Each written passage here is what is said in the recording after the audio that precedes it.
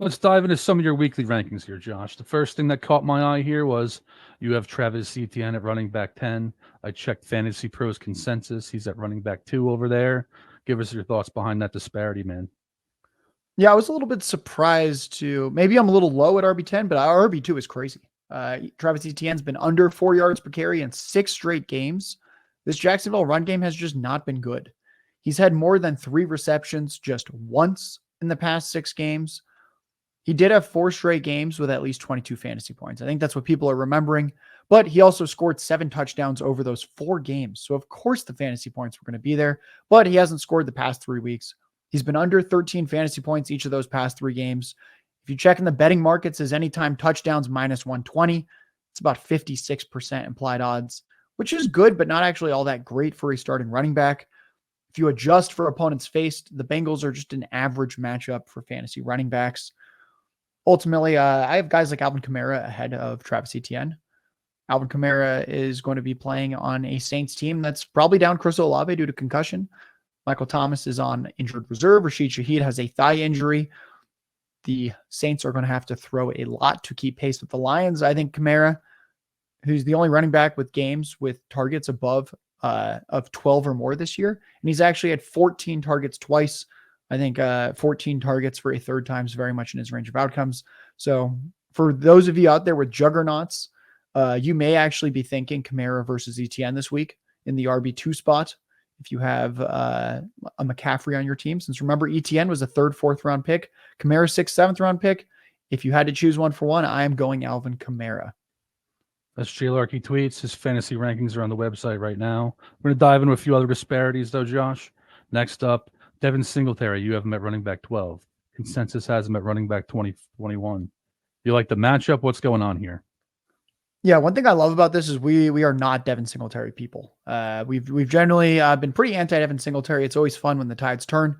Ultimately, the Broncos we faces allow 5.8 yards per carry. That's more than a full yard per carry above any other opponent. They allow the most fantasy points per game overall. When you adjust for schedule and opponents, they are still allowing more than 8 fantasy points per game above average. In the 2 games without Dameon Pierce, Devin Singletary had at least 112 rushing yards. Then Dameon Pierce comes back last week, and Singletary outsnaps him 47-11.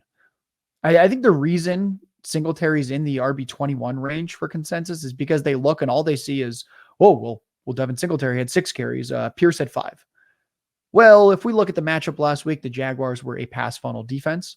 They get beat really badly by pass attacks, and they've actually really shut down the run game. It makes sense they didn't want to run much, but high value touches.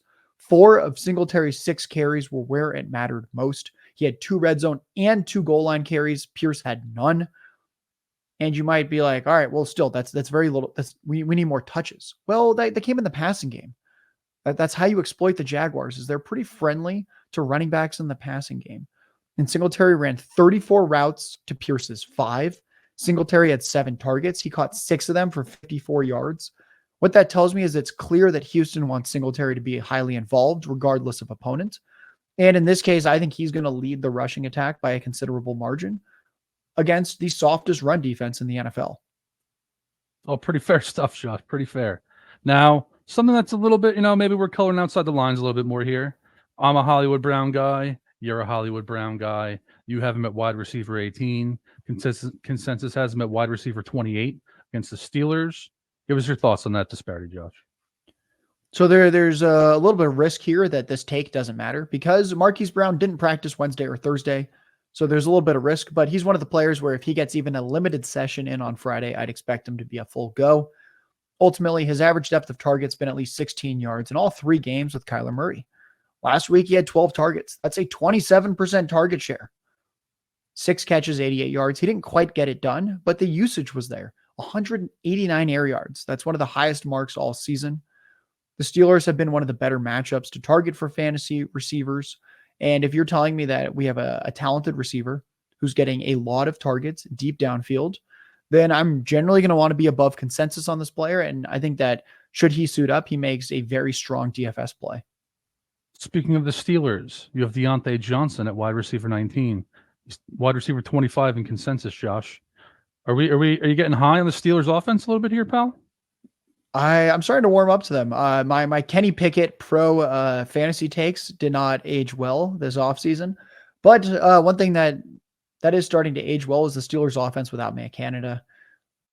In their first game without offensive coordinator Matt Canada, they had 400 total yards of offense last week. They never did that under Matt Canada. Kenny Pickett also had a season high 278 passing yards last week. Since returning from injury in week 7, Deontay Johnson has a 28% target share. That's near the top of the NFL.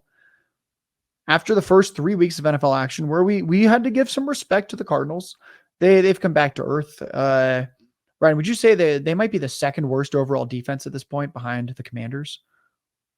Yeah, I think they're at least in play for that. Yeah, they're at least in that conversation. So we have a terrible defense, a player that hogs targets, and an offense that finally has the training wheels off of it. So I'm going to want to bet on Deontay Johnson this week, and I'm ranking him above consensus. I like it, Josh. I like it. Amari Cooper, you have him at wide receiver 28. Consensus has him at wide receiver 35. I think the Browns offense is basically the Jets offense right now. So I'm very curious why you're a little bit higher on Amari Cooper than most. Yeah, so this is assuming that Dorian Thompson-Robinson remains concussed. He's currently concussed. I think he stays concussed. I believe veteran Joe Flacco takes over. The Rams just don't really have any corners that can properly cover Amari Cooper. We know that Joe Flacco can just feed the number one receiver. We saw Garrett Wilson go nuts last year on the Jets. We know that Flacco is at least competent and has 300-yard passing games in his range of outcomes, which I think we'd agree.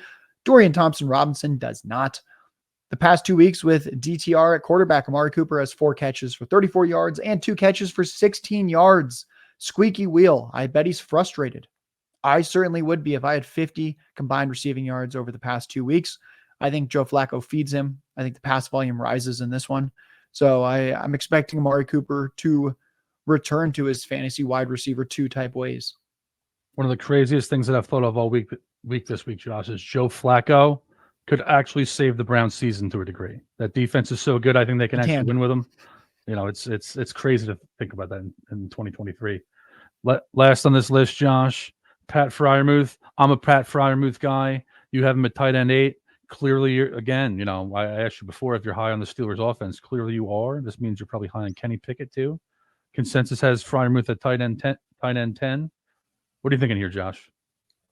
So in week 11, he returns from injury, 13 routes, 1 target. They ease him in. Then last week, it looks like he's a full go. 11 targets. That was a 34% team leading target share. He catches 9 for 120 yards. Anytime we have a tight end that flashes that and shows that that's in their range of outcomes for a season, we should be very excited. For those of you that are like, give me an example, Trey McBride.